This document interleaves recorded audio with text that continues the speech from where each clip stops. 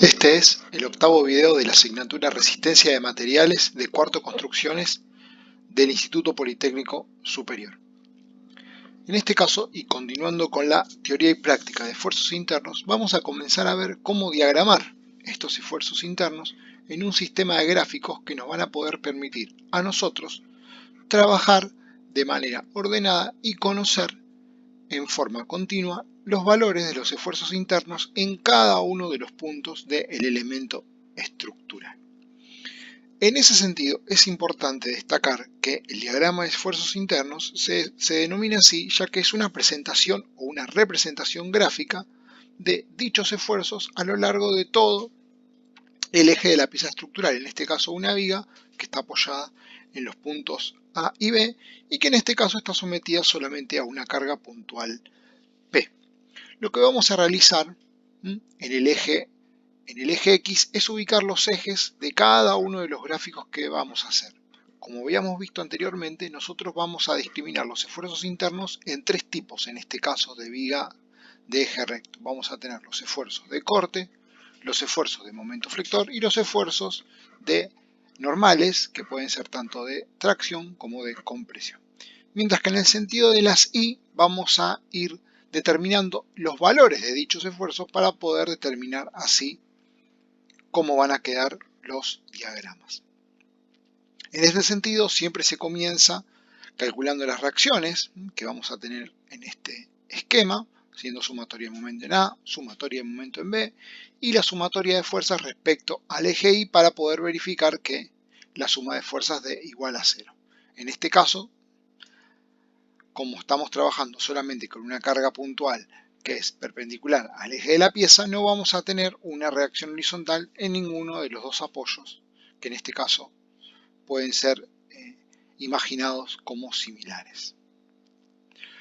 Una vez que tenemos calculadas las reacciones RA y RB, lo que vamos a pasar a hacer es determinar algunas secciones características en donde nosotros vamos a calcular los esfuerzos internos. Porque más allá de que los gráficos nos muestren los esfuerzos internos a lo largo de toda la longitud de la pieza, nosotros vamos a calcularlos en algunos puntos característicos para después poder trazar el diagrama que complete la totalidad de los valores que estamos buscando.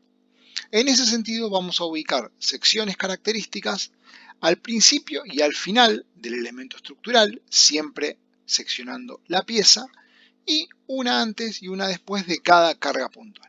En ese sentido vamos a tener ubicada la sección 1 y 4 al principio y al final del elemento estructural. Nótese que la sección 1 está infinitamente próxima a la sección A, pero del lado derecho, mientras que la sección 4 está infinitamente próxima al punto B o al apoyo B, pero del lado izquierdo. No se ubica exactamente en el mismo punto porque lo que se analiza es lo que sucede a la derecha o a la izquierda de la sección. Y no se ubica del otro lado de la pieza, o sea, a la izquierda de A o a la derecha de B, debido a que si tuviéramos una sección en esos lugares, no estaríamos seccionando ningún tramo de la pieza. En el caso de la sección 2 y 3, la tenemos ubicada una justo antes de la fuerza P y la otra, la sección 3, justo después, para poder analizar cómo son los esfuerzos internos antes de que aparezca la fuerza P y cómo son justo después de que aparece la fuerza P, siempre que lo analicemos de izquierda a derecha. Una vez que tenemos ubicadas, en este caso, estas cuatro secciones, comenzamos a calcular los esfuerzos internos. Y siempre vamos a comenzar con los esfuerzos de corte. ¿Por qué es importante comenzar con este gráfico?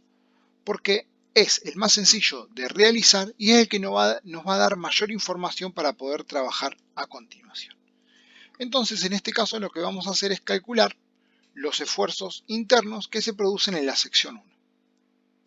Es por eso que calculamos el esfuerzo de corte viniendo a la izquierda de la sección. Nosotros recordamos que cuando seccionábamos la pieza analizábamos lo que sucedía o a la derecha o a la izquierda según conveniencia nuestra. En este caso, nosotros analizamos el valor del esfuerzo de corte viniendo desde la izquierda debido a que solamente tenemos una carga actuando, mientras que si lo calculáramos viniendo del lado derecho tendríamos la fuerza P y la reacción en B. Una cosa importante a destacar es qué fuerzas están generando un esfuerzo de corte. Y recordamos que el esfuerzo de corte lo generaban todas las cargas que eran paralelas a la sección o perpendiculares al eje de la pieza. Por lo tanto, si yo analizo el esfuerzo de corte que se produce en la sección 1 viniendo desde la izquierda, vemos que solamente lo está generando la reacción en A, que en este caso obviamente nos va a estar dando el esfuerzo de corte en esa sección 1. ¿Cómo vamos a graficar ese valor? Bien, para poder graficarlo, primero lo que tenemos que determinar es el símbolo que va a tener dicho esfuerzo. Para poder determinar el símbolo, lo que hacemos es dibujar la sección, acá con una línea vertical, simulando la sección 1, y en la dirección en la que van las fuerzas que están en este caso a la izquierda, que es donde nosotros analizamos. Como la reacción en A sube a la izquierda de la sección, vamos a dibujar una pequeña flecha que vaya hacia arriba en la parte superior de la sección, marcando que a la izquierda las fuerzas están subiendo. Si nosotros hubiéramos analizado el esfuerzo de corte viniendo desde la derecha, hubiéramos visto, y teniendo en cuenta que el esfuerzo de corte lo generan todas las cargas que son paralelas a la sección o perpendiculares al eje de la pieza, hubiéramos tenido que el esfuerzo de corte viniendo desde la derecha hubiera sido RB, que va hacia arriba, menos P, que va hacia abajo. En este caso, nosotros sabemos que RA más RB es igual a P. Lo verificamos cuando hicimos la sumatoria de fuerzas respecto al eje Y. Por lo tanto, P va a ser mayor que RB. De esa manera nosotros podemos saber que en la sección 1, el esfuerzo de corte, cuando lo analizamos del lado derecho, el esfuerzo va a venir hacia abajo. Por eso dibujamos la sección y la flechita hacia abajo. De esta manera nos queda determinado lo que sucede de un lado y del otro de la sección. También teniendo en cuenta de que si la sección tiene que estar en equilibrio y de un lado tenemos una fuerza que va hacia arriba, del otro lado vamos a tener una fuerza que indudablemente tiene que ir hacia abajo. Una vez que tenemos el símbolo, pasamos a hacer los gráficos.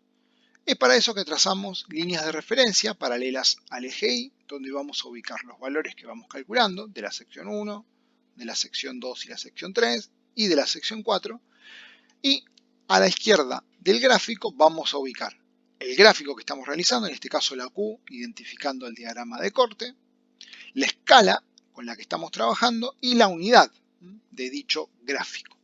La escala obviamente refiere a la escala con la que nosotros vamos a marcar los valores. Recordemos que vamos a estar marcando toneladas, ya que RA está en un valor de toneladas o kilogramos. Por lo tanto, nosotros en la escala lo que vamos a determinar es cuántos centímetros de nuestro gráfico van a representar tantas toneladas de lo que tenemos que marcar. Por lo tanto, en este caso, tomamos el valor de RA y lo ubicamos, en este caso, hacia arriba. Después vamos a explicar por qué hacia arriba y no hacia abajo. Ubicamos RA y acá seguimos con la sección 2. En este caso, la sección 2, que es la que está justo antes de P, volvemos a calcular los esfuerzos que se generan viniendo de la izquierda, que es el lugar más fácil. Y de la misma manera que en la sección 1 vemos que la única carga que genera esfuerzo de corte en la sección 2, teniendo en cuenta que el esfuerzo de corte lo generan todas las fuerzas que están aplicadas paralelas a la sección o perpendiculares al eje, en este caso, en la sección 2, el esfuerzo de corte va a ser RA, el mismo que en la sección 1. Y la fuerza RA sigue yendo en el mismo sentido, o sea, a la izquierda de la sección va hacia arriba. Por lo tanto, lo dibujamos de la misma manera. Si lo calculamos viniendo de la derecha, pasaría lo mismo que en la sección 1 y las fuerzas irían hacia abajo, a la derecha de la sección. Por lo tanto, el símbolo nos queda de la misma manera. De esta manera nosotros podemos definir que si en la sección 1 y en la sección 2 el esfuerzo de corte es el mismo y no aparece ninguna carga intermedia entre la sección 1 y la 2, el diagrama va a permanecer continuo, o sea, constante. Si nosotros analizamos el corte en cualquier sección entre la 1 y la 2, vamos a ver que el valor del esfuerzo va a ser el mismo, va a ser RA, porque no aparece ninguna carga nueva que pueda modificar el esfuerzo de corte que tenemos entre esas dos secciones. Continuando con la anteúltima de las secciones, la sección 3, en este caso vamos a calcularlo nuevamente viniendo de la izquierda. Y en este caso, el esfuerzo de corte va a ser tanto como RA, que va hacia arriba, menos la fuerza P. Nuevamente, como habíamos visto antes, y teniendo en cuenta que P era igual a RA más RB, P va a ser mayor que RA. Por lo tanto, en este caso, si nosotros analizamos el símbolo del esfuerzo de corte, vemos que la flechita a la izquierda de la sección va hacia abajo, distinto a lo que sucedía tanto en la sección 1 como en la sección 2. Si nosotros lo analizamos viniendo desde la derecha a la sección 3, vemos que el esfuerzo de corte vale tanto como RB, que es la única fuerza paralela a la sección que está a la derecha de la misma. Por lo tanto, si nosotros analizamos el sentido de las cargas a la derecha de la sección, vemos que va hacia arriba, obteniendo un símbolo opuesto al que teníamos anteriormente. ¿Esto qué va a significar? Que cuando tengamos que graficar este valor de esfuerzo de corte, debido a que cambió el símbolo, lo vamos a graficar del otro lado del eje del diagrama. Por lo tanto, el valor de RB, que no es ni más ni menos que RA menos P, lo vamos a ubicar desde el eje hacia abajo. Tengamos en cuenta entonces que si nosotros del eje hacia arriba teníamos el valor de RA y desde el eje hacia abajo teníamos el valor de RB, el salto que está trazando el diagrama de corte no es ni más ni menos que RA más RB, que no es otra cosa que el valor de la fuerza P. Por lo tanto, podemos ver que esta diferencia en el diagrama lo produce la aparición de la fuerza P. Cuando vamos a la última sección, la sección 4, volvemos a calcular el esfuerzo de corte viniendo de la derecha y vemos que no varía respecto a la sección 3, ya que entre la sección 3 y la sección 4 no aparece ninguna carga nueva, que la única carga que genera esfuerzo de corte es RB.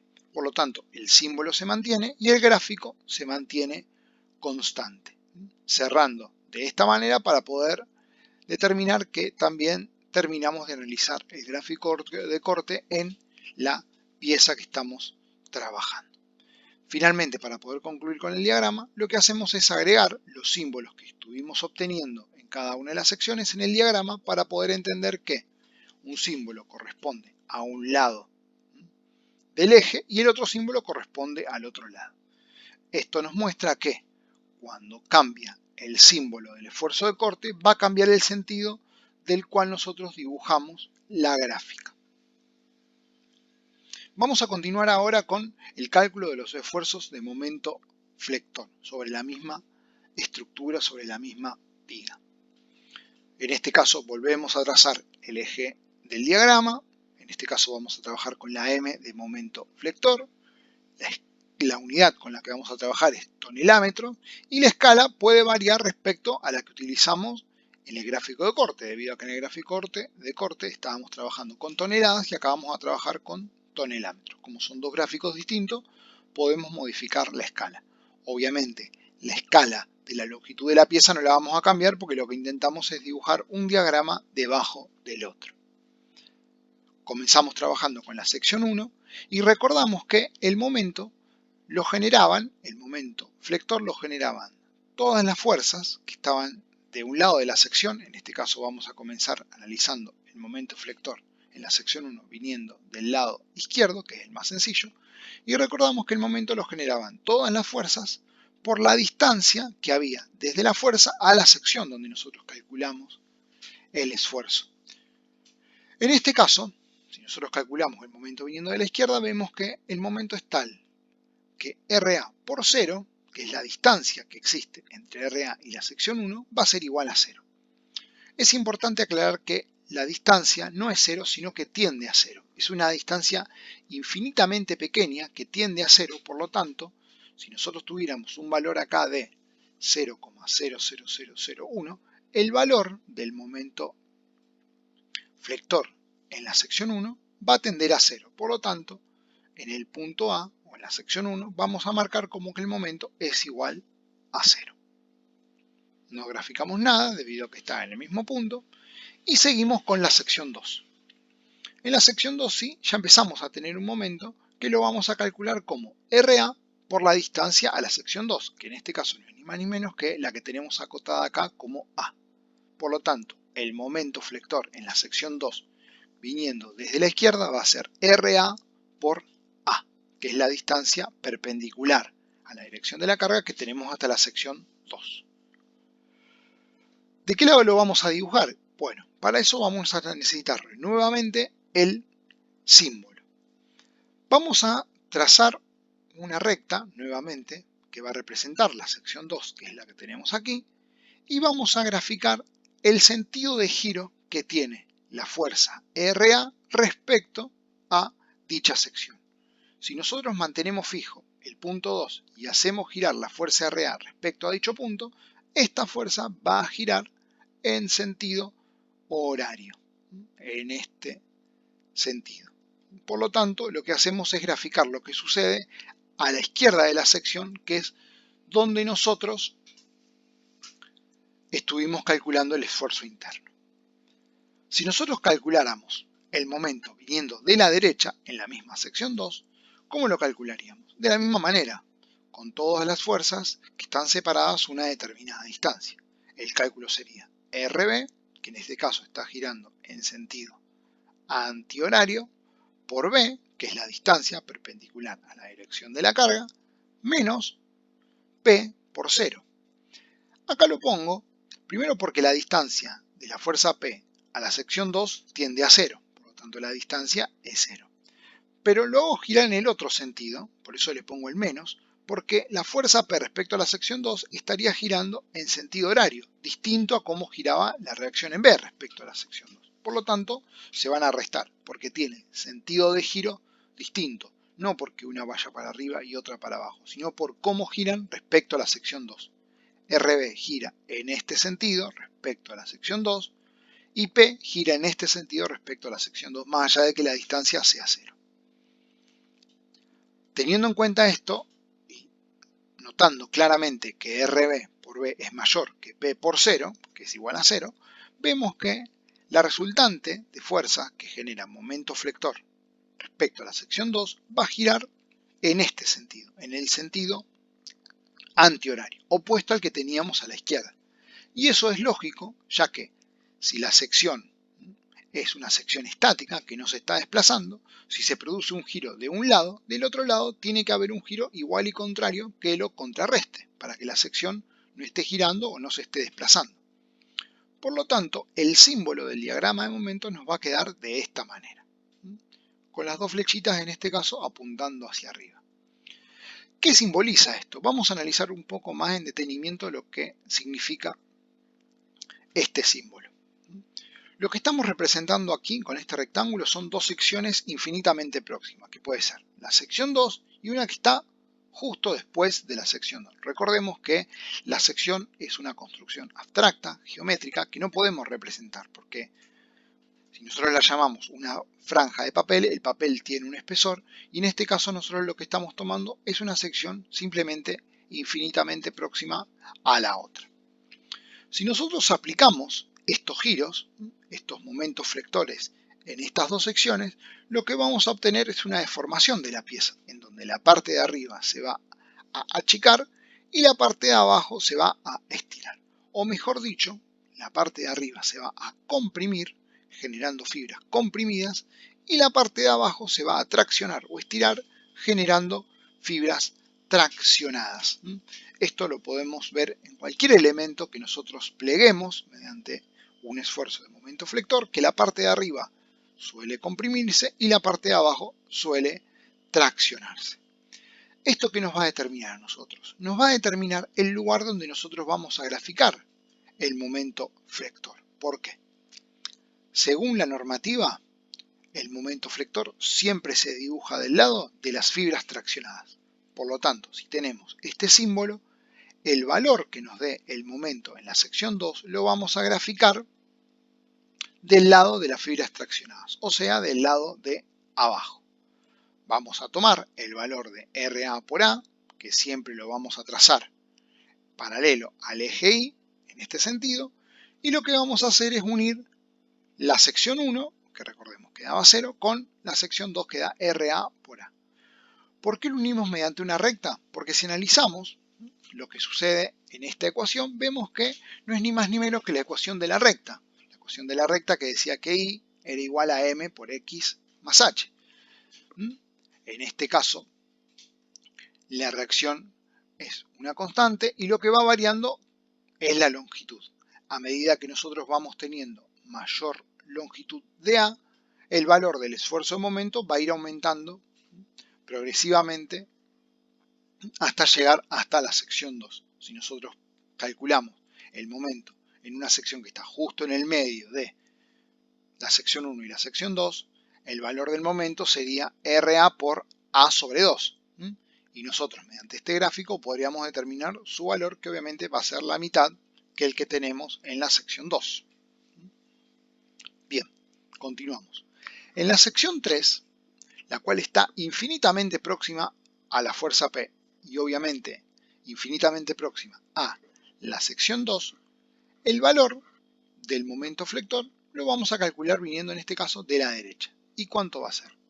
RB por la distancia que tenemos hasta esa sección, que no es ni más ni menos que B. RB por B. Como habíamos visto anteriormente, si nosotros analizamos el sentido de giro de la reacción en B respecto a la sección 3, vemos que gira en sentido antihorario.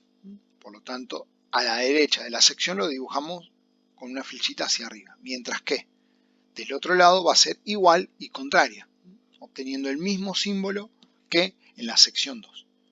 Pero ¿qué pasa? Si recordamos, cuando nosotros calculamos o verificamos el valor del momento flector en la sección 2 viniendo de la derecha, veíamos que el valor era el mismo porque hacíamos RB por B menos P por 0.